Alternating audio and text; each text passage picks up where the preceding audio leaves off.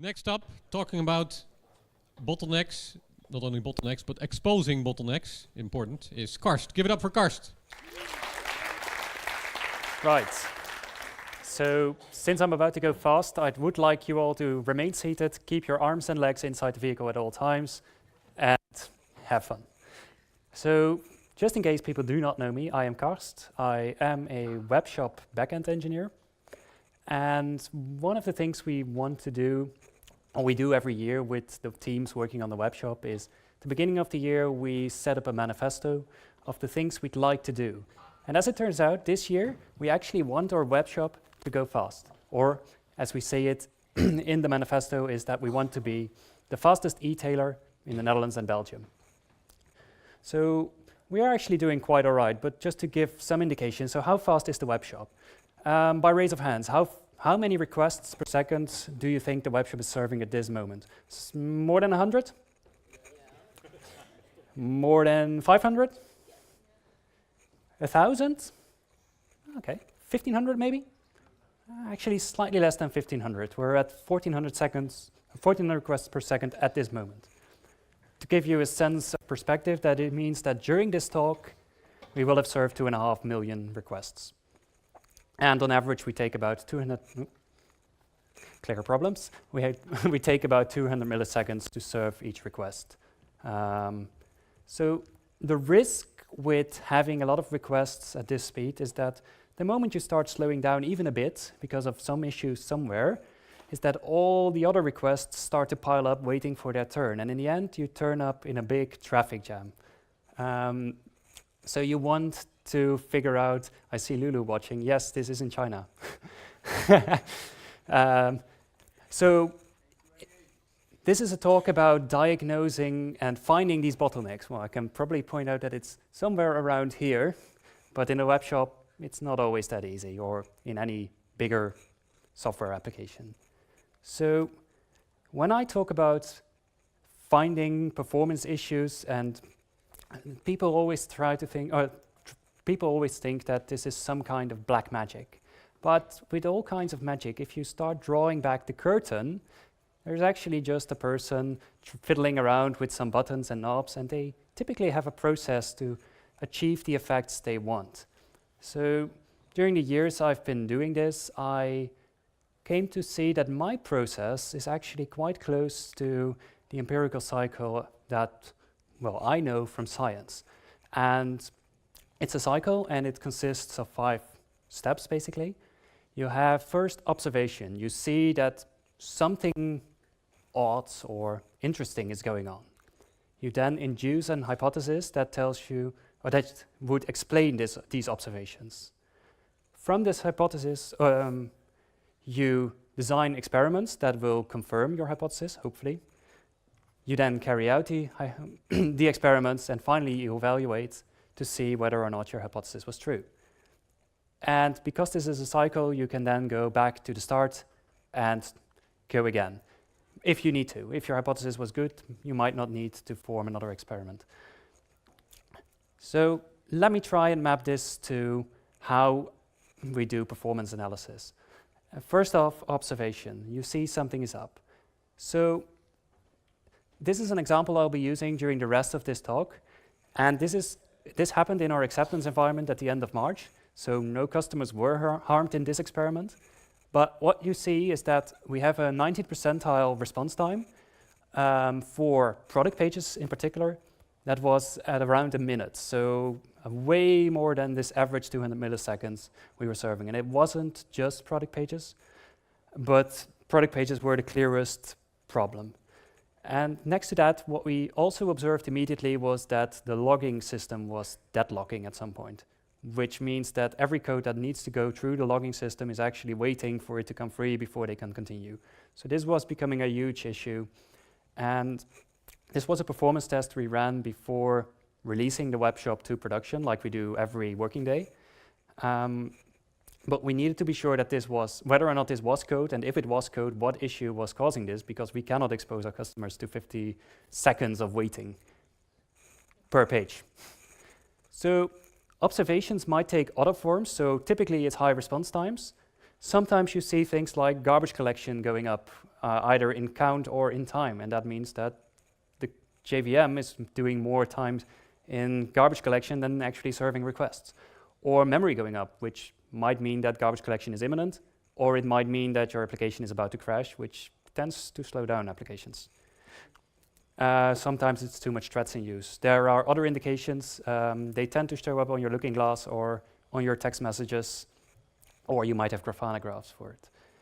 When you see these observations, or when you see these things happening, first off, you don't panic, because typically it's not an immediate emergency, but you want to find out if there is cause for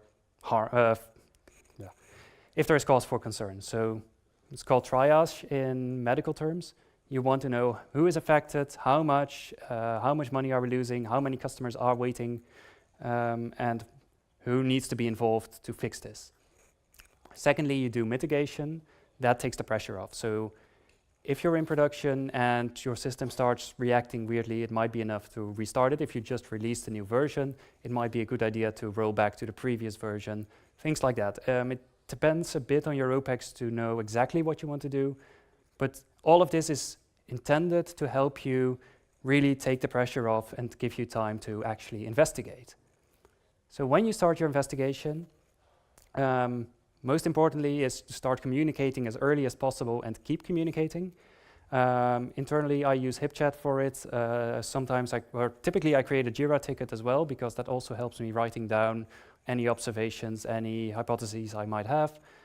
And sometimes it's just a whiteboard, sitting together at a desk, writing on A3 sheets of paper. Those are really nice because they have lots of room for scribbling in the margins.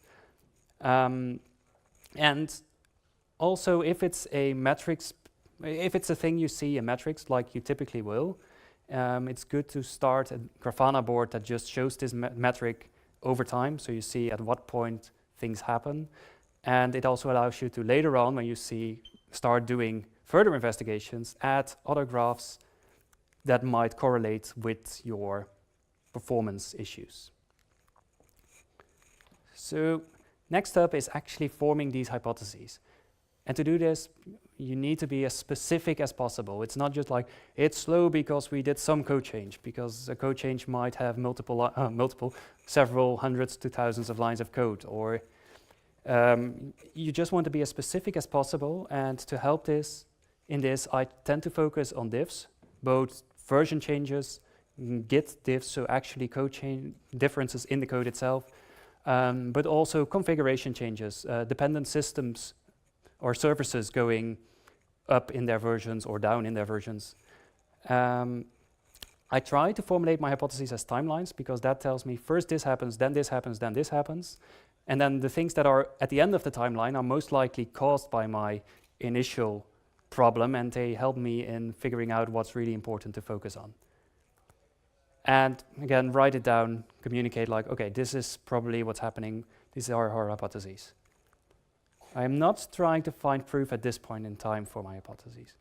So for our webshop problem, what we saw was that when I digged a little deeper into the metrics to formulate a specific hypothesis, is that we saw the find products call, which is finding a product in the product catalog service, was actually slowed down. And all the yellow bars on the top right are timeouts in the Hystrix wrapper around this call. And what happens if Hystrix times out is that it actually will revert to a fallback. And in the case of a find product call, that's a null. So, and then what we also saw in the diffs is that, well, we had new functionality going live, a new release candidate. There was also a standard routine Oracle patch that was rolled out in the morning before we ran the performance test. So we have two candidates of most likely causing our issues. So the hypothesis we came up first was new code is calling this product catalog service differently in some place, which is slowing it down.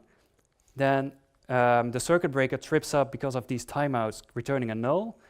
And we have a lot of logging that's happening the moment certain critical parts of the web shop, they try to get a product, they get a null instead, they log, hey, I got a null, this might indicate an issue somewhere. And I verified this, there was a lot of logging along these lines. And when log4j gets this many requests, it's probably just filling up the disk. We also saw disk usage going up. More than can be offloaded back to the logging platform, which would explain the deadlock. The alternative hypothesis is that, well, it's basically the same story except that the Oracle update somehow changed the performance metrics of this call, but then with the same end result. So the main thing I did here is that I eliminated log4j or the logging system as the root cause of this issue. I do not need to figure out what log4j might be doing wrong that is causing our system to slow down. And we still have two hypotheses left. Either it's Oracle or it's our code, and that's where deduction comes in. Deduction is about designing experiments, but you want to design an experiment to just test one hypothesis at a time. Because if you're doing more than what, you might be trying to work 6 angles at the same time, and one of them might work, and it might be cancelled out by the other one. And in the end, you might have improved it, but you don't know exactly what was the issue, and the next time it comes around, you have no clue, and you have to start over again.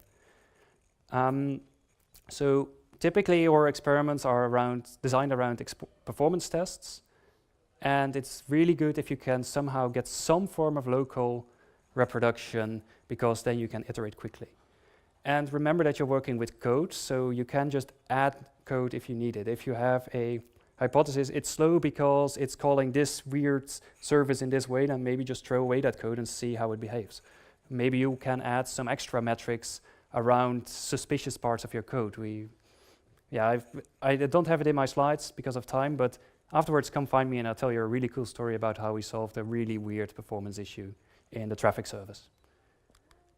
Yes. So how do you select the right hypotheses? Typically I do this by experiment, intuition, and gut feeling, but sometimes I refer to razors, like Occam's razor, which is pretty well known.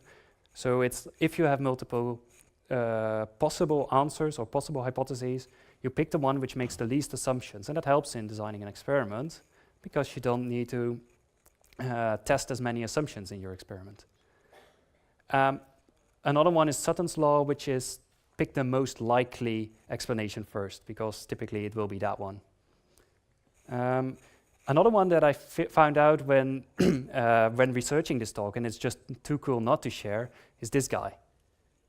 So this is Newton's flaming laser sword, which is much more badass than a razor. A slightly less cool name for it is Alder's razor, who postulated this hypothesis referring to Newton. And what it says is that if you cannot design an experiment around your hypothesis, you don't really need to think about that hypothesis at all, because you're not really going to do anything about it. And this translates to software. If you think it might be a compiler bug, yeah, well, are you going to patch the JVM and push that into production? Probably not. It might help you find a workaround, but then it's still a very unlikely case that something like a JVM is causing you issues while in the rest of the world it isn't, unless the rest of the world is completely silent about it. Finally, if you want to help people and have new hypotheses, do some effort in finding evidence for your hypothesis before jumping in, because otherwise you're just distracting people who are under a lot of pressure fixing things already and just throwing in new stuff that might or might not help. It might be that your hypothesis is correct, but then at least find some evidence that might indicate it. So we picked hypothesis 1 in this case because it's always the code. And these Oracle updates, they happen twice a year, I think, and they are standard patches, so it wouldn't be likely that this is the case of our webshop suddenly slowing down. To test this, we just reverted the webshop on acceptance with the production version. We reran our performance tests. Which leads me to testing. I don't really have any sub-slides on this because it really is just running the experiment. There's not much to be said about this, I think. Then you evaluate your results, and that's really just checking like, okay, was my hypothesis correct? If yes, then fix the cause. If you know it, then you might need another round to narrow down more specifically where exactly the issue is. If not, you want to iterate, you definitely want to iterate. And that might mean that you have more observations. So you see like, okay, yeah, it was not slow in this particular case, or it was still slow in this particular case. So, and we see that a certain number is up. I will have a more specific example when I get back to our running example. And maybe you have another hypothesis you can test. So, in our case, we weren't in luck. So, top left corner is where we rolled back the web shop. So there was no traffic at that point on this call or on any call. And then immediately after you see the response times, the bottom left corner going up again, seeing the timeouts going up again. So apparently it was not part of our code. So we know more. We know that it might have been the Oracle update, but we don't know yet how exactly. So we're going to iterate, and we get some more observations. In this case, we also saw that a lot of threads were busy, and we didn't really know what until we got a thread dump from one of the webshop nodes. And then you get into these kinds of tools. So this is not Windows 3.11 you're looking at. This is a state-of-the-art thread dump analysis tool as provided by IBM, or at least it's the best I know that does things like check multiple threads and allows you to really deep sort threads in certain conditions and do things. So it's almost impossible to get proper screenshots on this. I tried. So I just copy-pasted some choice bits. Even that was hard. So one thing we saw was that all the AGP threads were busy. So AGP threads are the threads that actually handle your requests. So these are things, they come in, they do work, and then they serve a page out. So they were all in the unsafe park of the threading library. And then a bit lower down, they were typically in calls to adapters. So they were actually waiting for some service to return data, and then they push it out again. This is not something out of the ordinary, because that's all the web shop typically does. It goes to a service or more than one, it combines data, it pushes out a page. But what we also saw was that there were quite a bit of NING threads that were somehow doing stuff. And NING is the asynchronous HTTP library we use to call external services, or to call services asynchronously. And for some reason, a lot of these in the product catalog calls were actually waiting in some Oracle calls. And basically all threads that were dealing with the PCS, the product catalog, were somehow ending up in the Oracle stack. And this was something new for us. So our new hypothesis is that the Oracle queries somehow slowed down because of this update. The product catalog calls actually execute these queries in the same thread that they got from in the same thread as where they do the external call. And we verified this. So we used RxJava here. And we do a map, and it turns out that a map does not switch threads. So you need to explicitly tell it to switch threads. So it was in the thread pool of the external call, it came back with a result, and then it did some enrichment, but it did not switch the thread. So the threads for the product catalog call were actually filling up. And then the slowdown causes the circuit breaker, the whole story we had before. That didn't change. And we were able to design a new experiment, which was basically asking our DBA kindly to try something out. So he saw independently, which is a separate observation if you put it in the framework, that there were queries going out that were somehow using a slower variant. If you are an Oracle-minded person, the queries weren't using bind variables, while in production they still were. And if you're using the other kind of queries, things slow down. And in Oracle, there is a setting that forces these kinds of queries, apparently. He turned it on. And, well, okay, so quite quickly, things went better. And massively better. Okay, pointer doesn't work. The steep slopes you see are the Oracle patch, or the Oracle forcing bind queries going in effect. And you see it dropping from the minute time things to back to millisecond calls, like it should be. You see a small hump on the bottom left, well, on all the response times, That's because at that point there was no more load on the system, so your statistics all get out of skew. So you get one slow query and it doesn't hit a cache and it might be an issue, but that's not part of the experiment anymore. So luckily we were able to fix this. So okay, we first the enforcement in Oracle was turned on while we were testing it. They paid extra attention when rolling out the patch to production. And we rewrote the queries to make sure that we always would use these bind variables, and we could release the web shop, and everything was good again for this specific case. I hear web shop engineers laughing in the back. So to wrap up, to take home, really structure your analysis and try to have at least some idea of what you're doing at what step. I like to use this empirical cycle. It might be that a slightly different structure works better for you. When you do formulate your hypotheses clearly, like this is what we're working on, and focus, use it to be as specific as possible. Focus on diffs to help you weed out what might be the cause, and build a timeline that really helps in rooting out whether or not it might have been the logging subsystem, for example.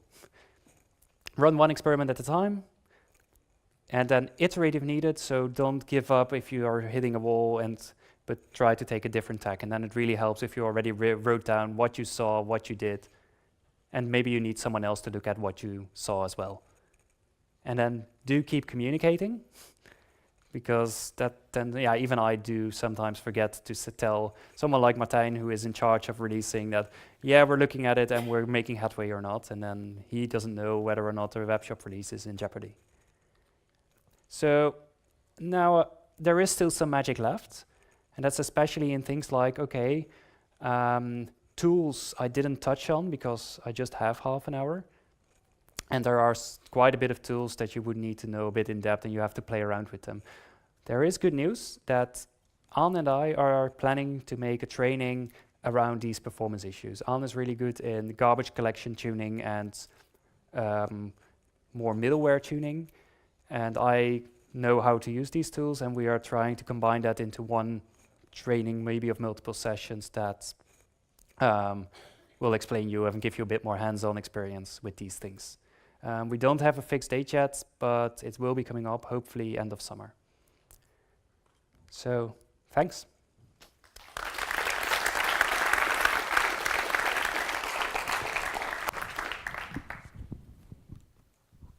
Any questions from anyone? Yep. This seems like a pretty awesome way to work. But do you do this by yourself? Is this a one-person thing, or do you do this in groups? Please repeat the question. So the question was, this seems like a pretty awesome way to work, but do you do this by yourself or do you work in groups? It depends. It really works well if you work alone. I think that was what you're aiming at. We do it in groups, especially the observation kind of thing, and then it's mainly about dispatching, like, okay, you look at that, and then I look at that. And typically, especially if it's a web shop release that's this bad, you have multiple persons that are suddenly all running around, and they always try to find me.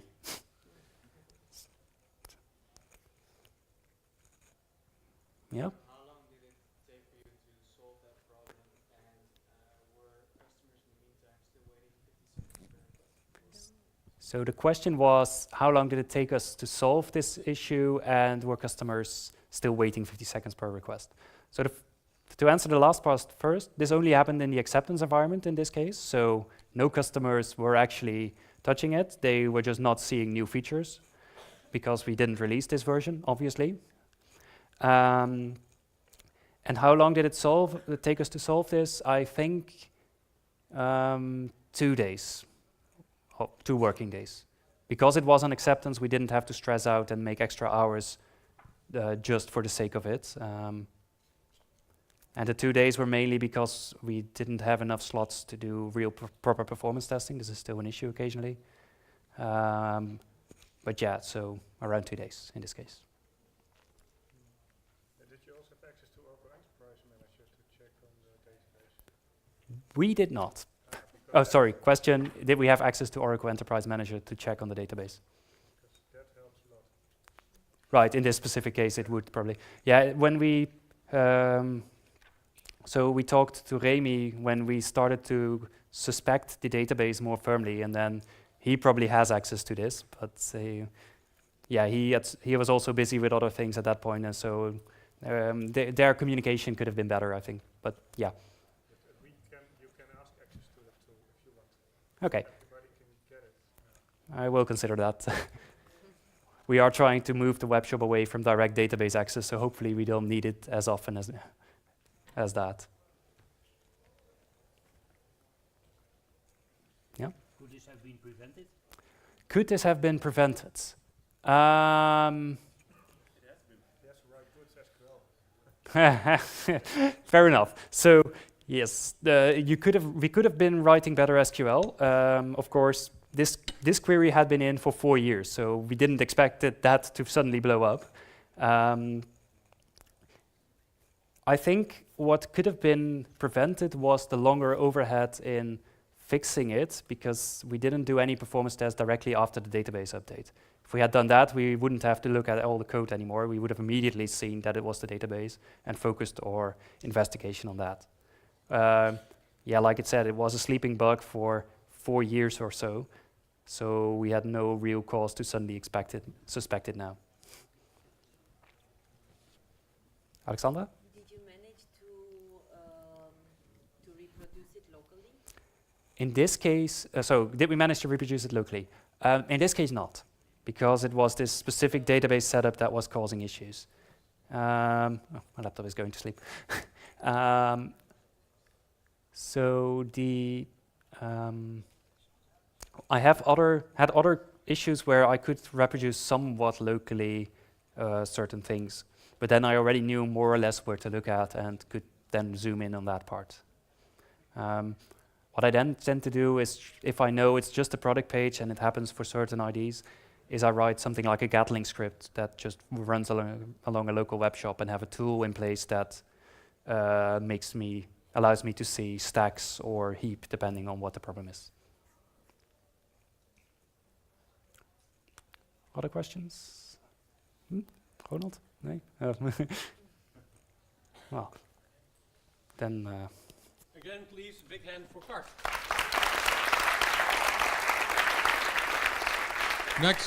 Next up is an important part of today, the coffee break. Hey! We'll be starting at 5 minutes before 3 again.